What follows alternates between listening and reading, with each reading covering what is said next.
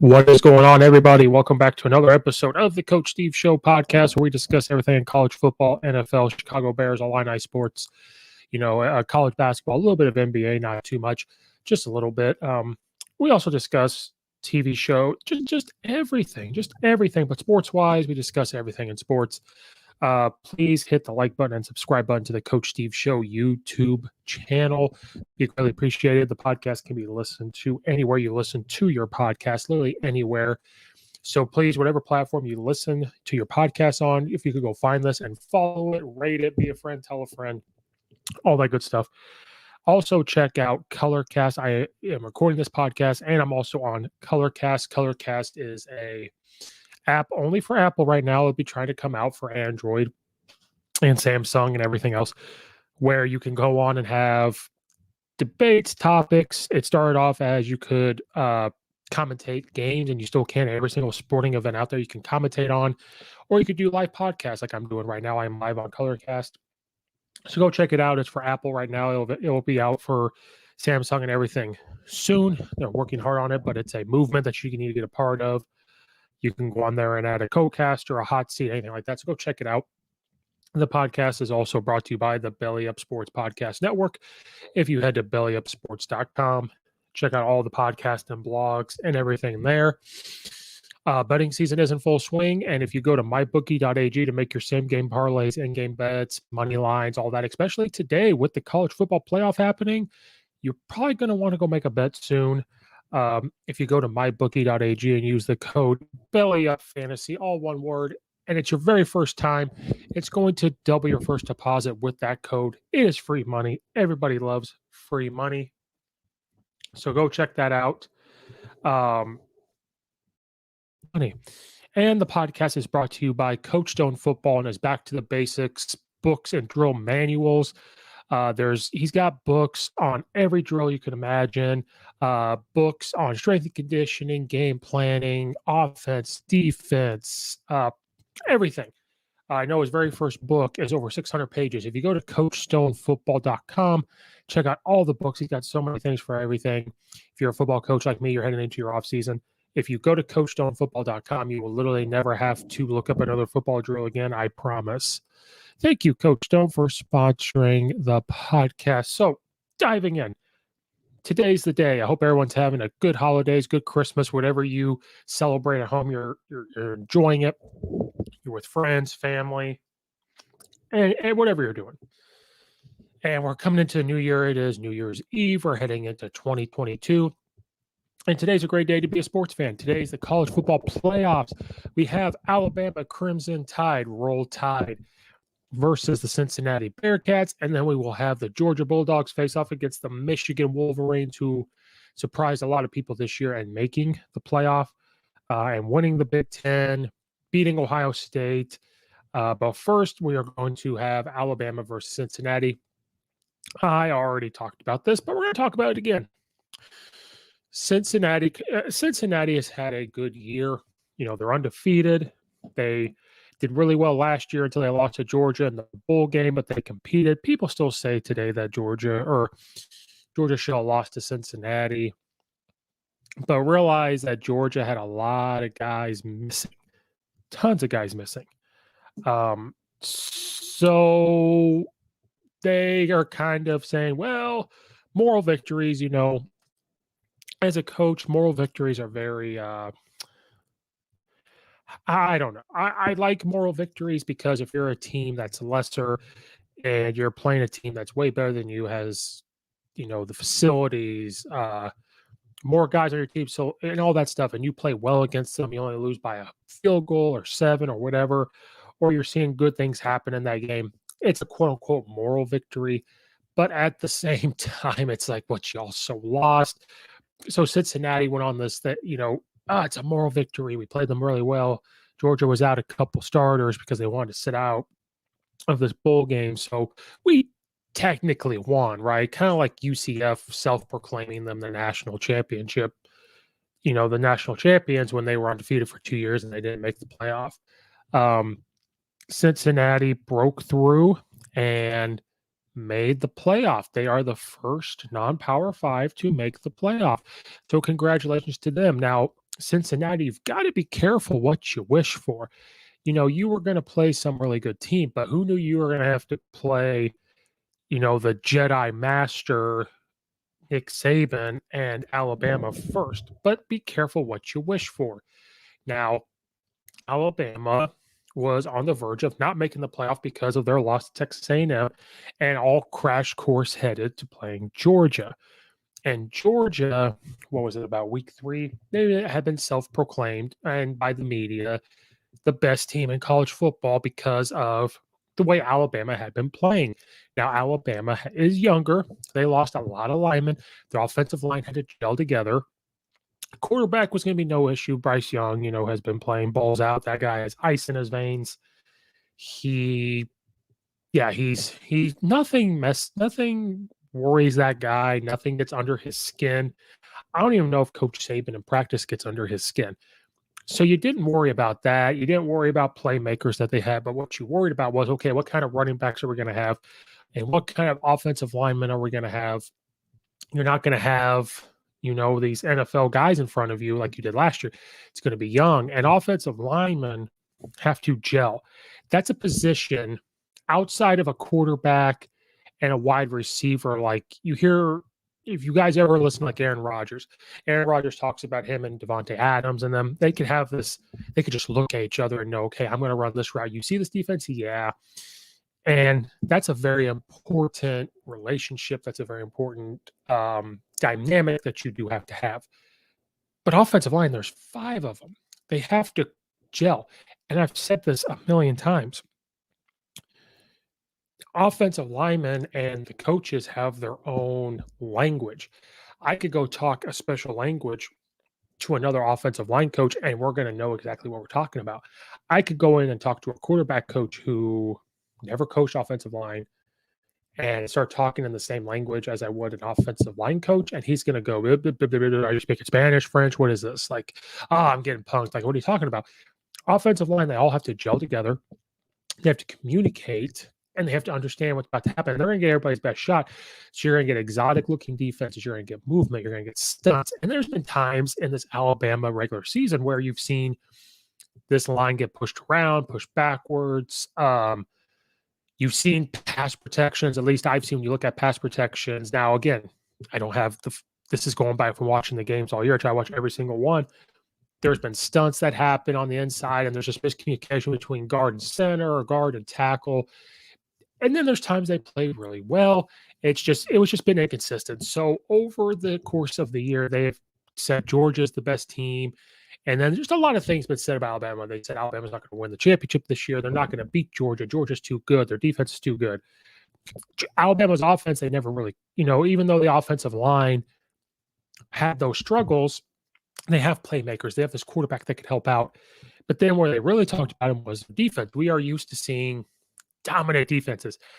And Nick Saban, I think, probably still has the mentality of Nick Saban, I think, understands that it's not the same as it used to be, where the goal on the board is we're going to hold this team to 100 yards or 20 yards rushing, and we're going to hold them to 0 points. Well, that's not realistic anymore because of the rules, how offenses have adapted and how they've changed.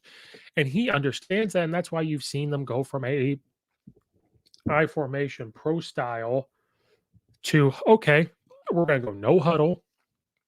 We can go up tempo. We can do RPOs. We could throw it around. Like, he understands that. And he understands on defense, if they're going to give up some yards, they're going to give up some yards. But they just can't give up the points. So Alabama this year, they have really got on their defense because they have given up, I think, just a handful of points more than they did last year. Their defensive line seems smaller. They get pushed around a little bit. And then their linebackers quite aren't making the same plays they did the year before. Now, again, you're replacing a lot of graduates and a lot of NFL players. Now, Alabama's going to replace them better than anybody, but they just didn't have the same size. Sometimes they do look kind of confused just from the outside looking in. Now, if Nick Saban ever, God forbid, hears this, he'd probably, he'll straight up tell me why. But as a coach, you look at it and you see like this communication, whether it's they're confused, whether it's they're making too many checks because they let their guys make checks, whether that's happening or not. And then at the end of the day, they just got to make plays. So that's been the knock on Alabama is, can they stop anybody? Well, when they go against Georgia, is their front 6 or 7 going to be able to combat Georgia's? Texas A&M's offensive line and defensive line linebackers played very well against Alabama. So that's been the knock on them. Their safeties and corners have been fine, but it's been all that. And then just how many close games Alabama has been in, which is what we're going to talk about with Alabama and Cincinnati. Now, I've already done a whole topic on this, a whole podcast.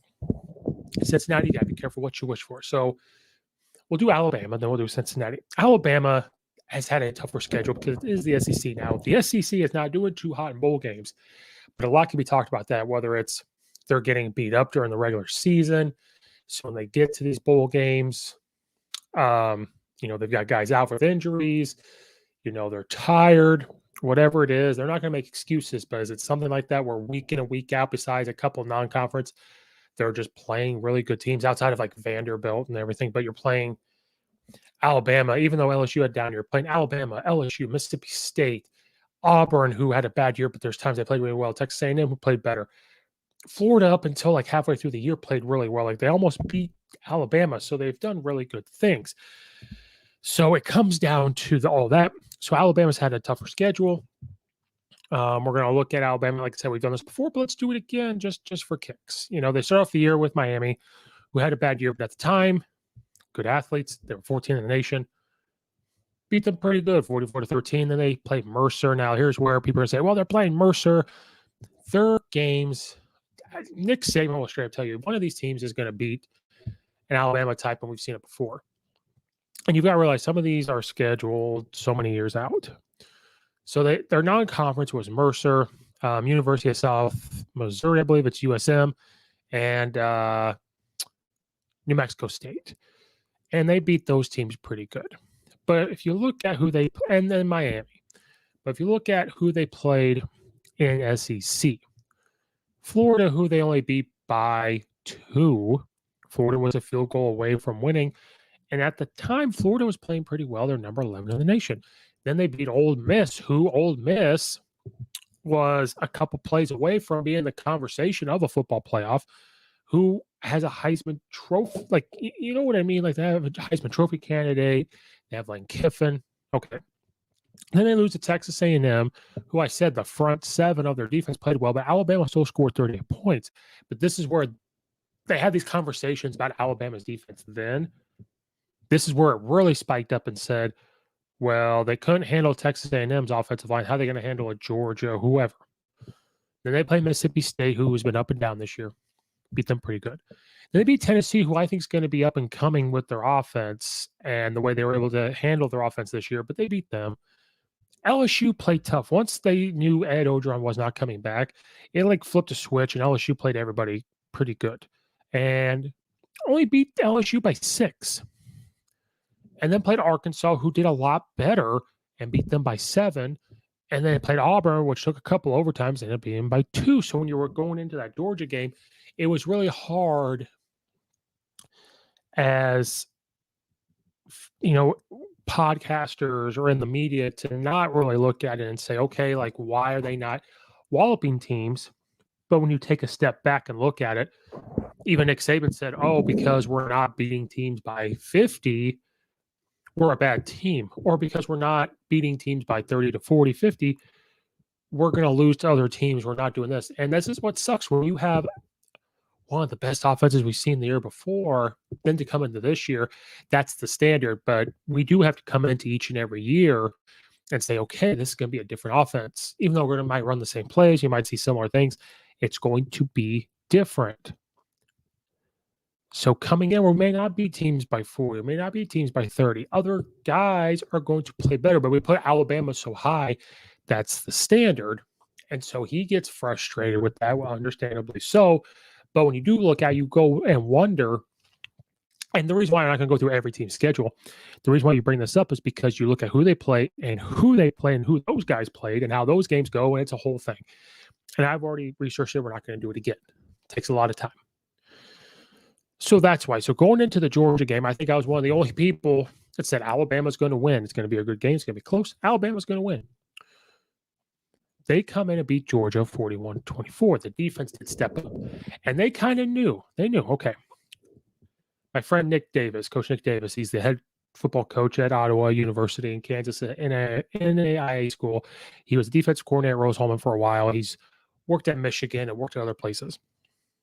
He told me on his defense they have to win, I believe he said 10 plays. If they can win 10 plays or 10 possessions, I don't remember exactly, but they got to win. This is how they're going to beat teams. And I think that's what Alabama did. They said, okay, if we can win probably 3 to 10 somewhere possessions and our offense can score, we will be good. Right? And we'll talk about Georgia here in a minute, but they come in and beat Georgia. So now Alabama's number one in the country. You have, ice in his veins quarterback Bryce Young. You've got playmakers. The offensive line started to gel. The defense just knows, okay, we got to fly around and make plays. We just got to play. Dangerous. Okay. So let's talk about Cincinnati. Cincinnati, first non-power five. First non-power five. And I said, be careful what you wish for. Okay. Because your schedule is not the same. I talked about who Alabama plays. Now the SEC is not doing too hot bowl games, and it is what it is. But you look at the regular season bowl games nowadays are out of control. Not out of control. They're out there because of who sits out, coach changes, whatever.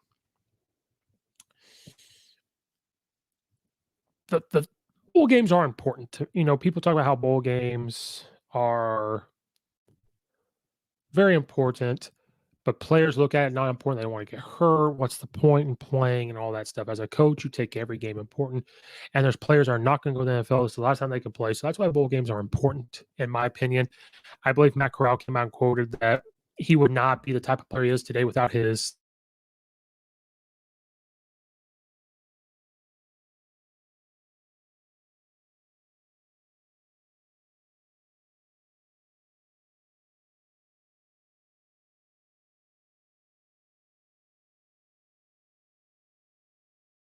not Mercer, Murray State.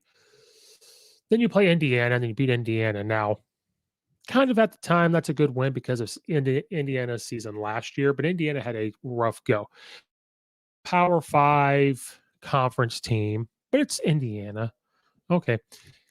What people are holding on to with the Cincinnati team is the Notre Dame win, which you can hold on to that, but you better beat other teams bad. They beat Notre Dame, who's number 9, 24-13. Okay. Hold on to that. Then you beat Temple, who, whatever. You beat UCF. Okay. It's a Gus team. They win 9 games, I believe, this year. They won their bowl game. They do better than Auburn. Great. You beat them. Then you play a Navy team. You only beat them by 7. That could be talked about, how their offense and the clock control and all that. Then Tulane, you don't beat hard, but Tulane's a good team. But you're supposed to, in my opinion, wallop teams. Okay. Then I always go back to the Tulsa game because I watched it and you did not show up to play that game. You are about 3 Tulsa bad play calls away from losing that game because you were on your own 1 or 2. You run a quarterback sneak, you fumble the ball. And I don't know what the hell Tulane play calling was. I don't like to call out coaches for plays, but my God almighty and a half, those were some of the worst play calls. You only beat them 28-20. Then USF played you close and you finally pulled it away. You beat SMU pretty good. ECU, you should have beat by more. Then you beat Houston, who goes on to beat Auburn. So now it looks like a good win. But at the time, they don't play that, so whatever. So when you compare schedules and you compare who plays who, Cincinnati held on to that Notre Dame win. Now, I said this before. In order for Cincinnati to get into the playoff, they needed a lot of things to happen. Okay? They needed a lot of things to happen. And they did. They got those things to happen. So, first non-power 5, I think they kind of did it because they had to. They've been undefeated. They did beat Notre Dame. They're holding on to that as tightly as they can. And because over the years of the Boise States of the world not making the playoff or to the championship game being undefeated, for the UCF team who self-proclaimed national title, we've got to put them in for them. So they're in. Now, I say all this. Cincinnati is very, very good. They have great athletes on offense. They have great athletes on defense. Coach Fickle has got that team rolling. Good team. They're heading into the Big 12. I believe they will compete with the Oklahomas of that, but week in and week out, you're going to have to play try to revamp Texas, Oklahoma State, Kansas State. Like, you're going to play these teams now week in and week out. You're not going to play some of these teams you have been playing, so we're going to see. But let's look at stats. Well, let's start with Cincinnati. Points per game, they average 39.2 points a game. They only give up 16. They get 428 offensive yards, 248 through the air, 180 on the ground. They give up 305 yards, 168 passing, 137 rushing. Pretty good numbers. Let's look at Alabama. Alabama scores 42.2 points a game. They give up 20, which is more than what they did last year. They get 495 yards a game, 347 through the air, 147 on the ground. They give up 306 yards per game, 222 through the air, and only 82 on the ground. So Cincinnati's pretty balanced. So Alabama's just going to have to pick one to take away. If they're better at passing, they're trying to take that away, but Alabama thrives on taking away the runs. I think they're still going to focus on that.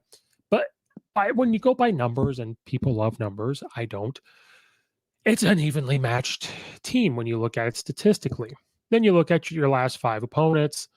Like I said, Cincinnati beat Tulsa, University of South Florida, SMU, ECU, and Houston. Alabama beat LSU, New Mexico State, Arkansas, Auburn, and Georgia. Alabama's playing tougher teams. So it just depends. Now Cincinnati's going to run into some trouble. When you give Nick Saban time and you're not Clemson that they're playing, he gets time to really dissect what you do.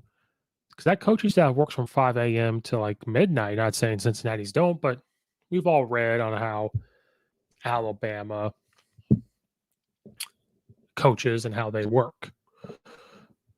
So you give Nick Saban time to really dissect what you do on offense. You give them time to really dissect what you do on defense to attack you with the guys that they have.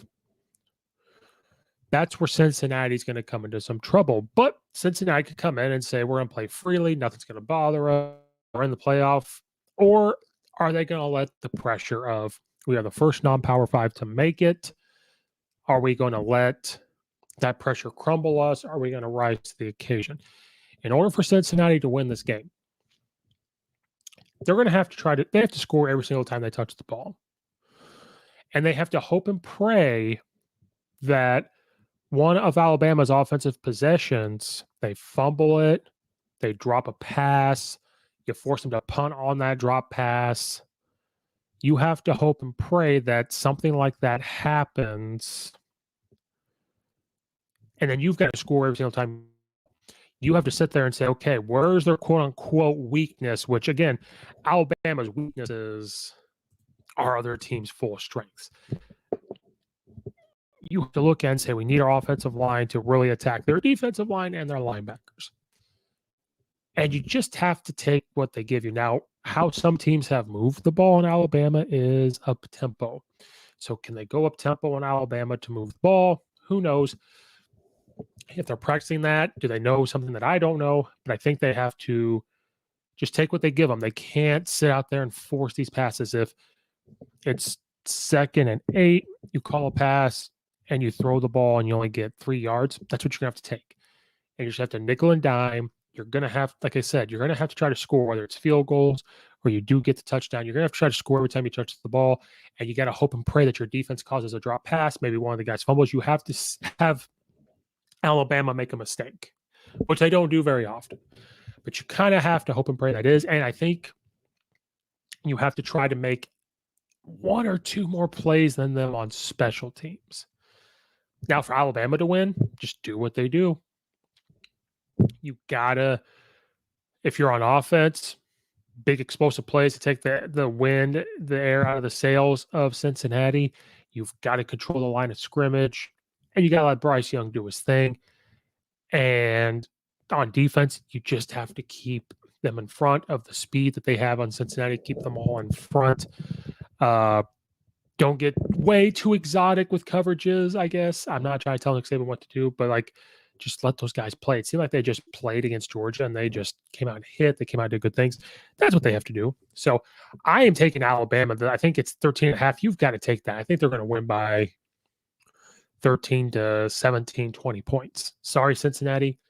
You made it. Great. But you got to be careful what you wish for. Great season. It comes to an end today. Alabama will head to the national title. The next game went a little too long on that one, but as you can tell, since I like Alabama, but I also will tell you Alabama is right for the losing. But then our next game is Georgia versus Michigan. Georgia has had a fantastic year. They've had a quote-unquote historic defense. They lose to Alabama in the SEC title game. That's been their Achilles heel, has been Alabama. Then they're going to play the Michigan Wolverines, who is the first time they're appearing in the college football playoff. Jim Harbaugh and his team go to 12-1. They win the Big Ten. They beat Ohio State finally. They make it to the college football playoff. Some things had to happen for them. They're ranked number 2 in the nation right now, and they just had a good year. Their offense has picked up. Their defense, their defensive line and linebackers have played a lot better. Their whole offense have taken a step forward. It seems like Jim Harbaugh is taking a step back and just kind of being the CEO and letting guys coach and do their thing. And he's kind of just the overseer, making sure things just rolling like a well-oiled machine. And ever since he's done that, they have done fantastic. Right now, Georgia is predicted to win, by 66.5%. Over-under is Georgia minus 7.5. So let's talk about Georgia first. So Georgia has had a historic. We'll talk about numbers. Let's do numbers. Okay. Let's talk about Georgia. Georgia averages 39.4 points a game. They only give up 9.5 points a game. They get 442 yards a game. 247 through the air, 194 on the ground. They only give up 253 yards a game, 172 through the air, and 81.7 rushing yards a game. Their last 5. Now pay attention to this. Missouri, Tennessee, CHSO, which Charleston Southern, I believe, Georgia Tech, and then Alabama, who they lost to. Michigan, they beat Indiana, Penn State, Maryland, Ohio State, and then Iowa in the Big Ten title. So Georgia has had a historic defense numbers-wise. They do score points on offense this year. They can pass the ball, running it pretty well. Bennett, good year, 2,325 yards passing, 24 touchdowns to 7 interceptions. Their running back has Z White has 135 carries, 718 yards, and 10 touchdowns. So, pretty good. Georgia has just been a very balanced offense. They've had a historic defense. Now, here's where you look at who they've played and does that rank in this historic defense? And you have to be the judge. I can't tell you otherwise. Besides, at the time throughout the season, I was on the board of saying Georgia is very, very good. It does have an historic defense. We only give up, I think that was about 6 or 7 points, and they got bumped up to the 9.5 because of Alabama scoring 41. I watched that game versus Clemson at the beginning of the year. That's a great win, even though Clemson has had a down year. Clemson was number 3 in the nation at the time. Clemson took a downhill turn. I believe they beat Iowa State in their bowl game. They beat them only 10-3. So the defense showed up. Then we all, even myself, started to question the offense. But here's their schedule. Yes, they're in the SEC, but there are bad teams in the SEC as well, just like every conference. So they beat Clemson. Then they play UAB. Okay.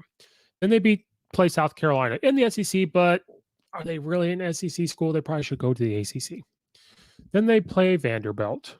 Yeah, we know that they probably don't deserve to be they probably don't deserve to be there. Okay. Then they play Arkansas, and this is where I go back to the Alabama of who they played and whatever. Alabama only beat Arkansas by 7. Georgia beats Arkansas 37-0, so that's kind of where this comes in. Then they beat Auburn 34-10, again, going back to Alabama comparison. Then they beat University of Kentucky 30-13, beat Florida 34-7. So they started off hot, with Clemson.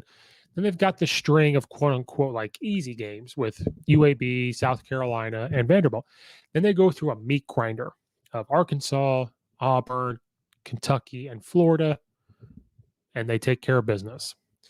Then they go back to a little bit of a cupcake / tough of Missouri, who was in the Big 12, probably should be a Big 10 school, but they go to the SEC. Sometimes they upset some teams, but I think they don't need to be there either. And they play Tennessee, who you know is going through the scandals and stuff, but I think Tennessee was much better this year, but they beat Tennessee. Then they get Charleston Southern, I believe it's CHSO, beat them really good. Then they play Georgia Tech. Why the hell are you playing Georgia Tech? I know it's a rivalry, but that needs to go away. Then you lose to Alabama. So then after they play Alabama and lose to them, then it started to be questioned about their schedule. They went to that meat grind, but they had some easy games. But what they were doing to those teams is what they're supposed to do. They took care of business. So then it became who had the tougher schedule? Was it Alabama? Was it Georgia? Who knows? So was Alabama like the first real team they've played? Debatable of who's ready to play. But so that comes into question of Georgia's schedule. I think it's a tough schedule, but yeah. So they played that kind of schedule. They lose to Alabama. Alabama came ready to play. Georgia's defense gave up the big plays because Alabama can't make those big plays. And it's Nick Saban versus a coach that he worked for, or they used to work for him. Jimbo Fisher finally got him, but I think it's different when you have Kirby Smart and Nick Saban, who were defensive guys who work together. They kind of know how each other thinks, but Nick Saban's always a step ahead. And I think they were just pumped up for that game, ready to go, and they understand. So that came into question of Georgia's schedule. So then we head over to Michigan. So we talked about Michigan's numbers.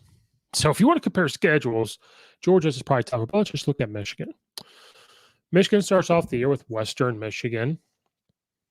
Beats them pretty good like they're supposed to. Then they beat Washington, and Washington had a horrible year this year. But at the time, probably scheduling them, because this is years in advance, Washington has been a good football program, and it probably was at the time. Then they beat Northern Illinois like they're supposed to, and then they beat Rutgers. And Wisconsin, which I said going through the year, Wisconsin was going to bounce back, and they did. So that's a good win. Then they beat Nebraska. They beat Northwestern. Then they play Michigan State, and they lose to Michigan State, who up and down. But Michigan State was ranked in the college football playoff at one time. Then they go on a nice little run. They beat Indiana, and they beat Penn State, who beat Auburn. So that's a good win. Beat Maryland. And then the game, they showed up and beat Ohio State, which they needed to. And they show up and they a team who had been inconsistent, but had been a good team. They were on track to win the Big Ten themselves. So I think Georgia's had the better schedule, but Michigan has played a lot better this year, like I've said. So the debate of Georgia's schedule is up, it's whatever you want to think about it. I think it's an argument. There is a point to be made if Alabama had the tougher schedule, as Georgia had the tougher schedule. They've had a tougher schedule over Michigan, but Michigan has taken care of business when they need to take care of business. Again, we're in a new age of college football where you've got the transfer portal, you got players going to different schools. So some schools that normally don't compete are starting to compete, not necessarily winning, but they're competing, they're winning. It's going to be a good game. Some people think that Georgia's going to come out and just absolutely wallop Michigan. I don't see that happening. Now, if Georgia had beat Alabama, yes, but now you've allowed Michigan to see the tape from Alabama, what Alabama did to Georgia to win. Not saying that's going to let Michigan win, but it allows them to see how to do that. So I think it's just going to be a hard-hitting game because Michigan can do both. They can run the ball or they can pass. Watching their offense, and I would love to get all 2022 film on there. Hint, anybody has it, let me know. Their formations, they'll go in shotgun and they get a guy with his hand in the dirt as an H-back, like old school, like a fullback, just from a shotgun perspective. They'll run their GT stuff. They run power. They'll run zone, and they're good at it. They have a good running back, and they're able to run. But McNamara has also passed the ball pretty well because that's how they started, I believe. They started to pass or run the ball, and then they started to figure out, okay, we can also pass it. So they started to pass a lot more. So I think Michigan's not going to be afraid of Georgia. Georgia's going to come hard on them, but Michigan's offensive line has played phenomenal this year. So I think it's going to be a battle in the trenches. If they can give Matt Kamara time to throw, he's going to make the throw. If they can get 3 to 5 yards a pop on a run, they're going to be fine, and they're going to be able to move the ball. Georgia, their offensive line's got to come up and play because Michigan's defensive line has played well. You saw them in full force against Ohio State. The way they were able to get pressure on them, the way they were able to stunt, the way they were able to control the line of scrimmage. This is going to come down to the trenches because the quarterbacks are going to get theirs. The wide receivers are going to get theirs. But if they can get time from their offensive line, they can push people around from either side. It's just going to come down to the trenches, and it's going to come down to linebackers, and it's going to come down to who's meaner. So the H-backs, the linebackers, the linemen, that's what it's going to come down to. And it's going to be a hard-hitting football game. And it's going to be fun. I don't really see one team beating the other by 14 points like I think Alabama will to Cincinnati. This is going to come down to whose offensive line is ready to play, whose defensive line and linebackers are ready to play, and then the chess match begins. Who's going to be able to make those tweaks? You can't make huge adjustments during the game. You can't make huge adjustments at halftime. Who is going to come up and make that? Who's going to be able to do that? Is it going to be Kirby Smart and Monken on the offense, or is it going to be Jim Harbaugh and his staff coming in? It's going to be a fun game. Ultimately, it's hard for me. I would love to see Michigan win because everything that Jim Harbaugh's had to go through, you start to root for him a little bit. I was rooting for Michigan big versus Ohio State. But you would sit here and think that Georgia just has the tougher schedule to get them ready. They are now pissed off after losing to Alabama. I feel like we're going to see an Alabama-Georgia rematch, but I hope I'm wrong, and I hope it's Michigan. I think Michigan deserves to win a college football playoff game. I think Jim Harbaugh really needs it, but I think Georgia will win, but it'll be a closer game than expected. I think we'll see some points scored, but it's going to be a hard-hitting football game. It's going to be fun. I think you're going to see Georgia win. We're going to get an Alabama-Georgia rematch, and it's hard to beat a team twice, so that game's going to almost be more exciting than it was in the SEC one. But it's going to be exciting. So that wraps that up. We will hope everybody, there will be no podcast, of course, on January 1st. Hopefully everybody has a safe New Year's Eve. I know where we are. We're about to have a winter storm tomorrow, so lots of snow. Everybody enjoys a happy new year as we head into 2022. Be safe out there. Enjoy college football today in the playoff. Enjoy New Year's Days, bowls tomorrow. Be safe. Don't drink and drive and all that stuff. Be smart. Ubers are your friend. So do that. Thanks everybody for listening. Go check out all the other episodes. Like and subscribe. Follow the podcast wherever you listen to your podcasts. Be on the lookout because there might be a new YouTube channel starting. We'll see. So do all that. Be a friend, tell a friend. Check out Colorcast and everything. Check out all the affiliates in the description below. And until next time, this has been Coach Steve. Another episode of the Coach Steve Show podcast. And we are out of here, and we will see you in 2022.